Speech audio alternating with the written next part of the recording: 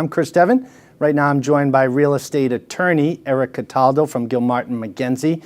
Now, Eric, in today's market, it seems as if waiving contingencies in offers is becoming more and more common. What should somebody be aware of when waiving a contingency up front? Well, first and foremost, you always go back to communication. You don't want to just go waiving something just because you think it's going to make it a stronger offer.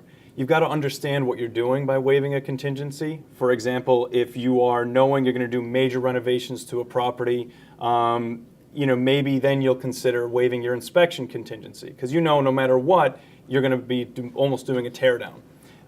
If you want to waive your mortgage contingency, you've got to understand that your deposit would be at risk if you don't perform without getting your mortgage. So you need to really make sure you've got a contingency plan, like maybe all cash to pay for it if your mortgage falls apart.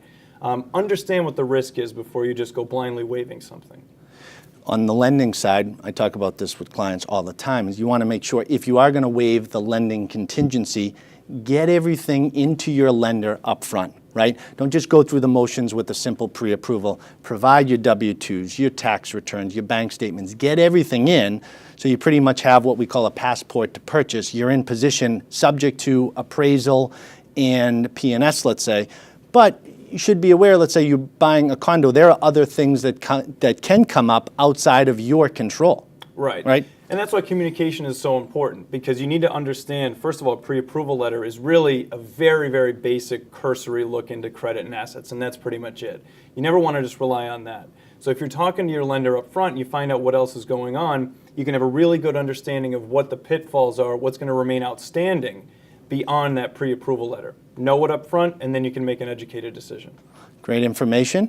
And if you'd like to reach out to Eric directly about your home purchase or sale, you can do so by going to gmlawllp.com. And remember, we have more buyer-seller tips right here below on boston.com.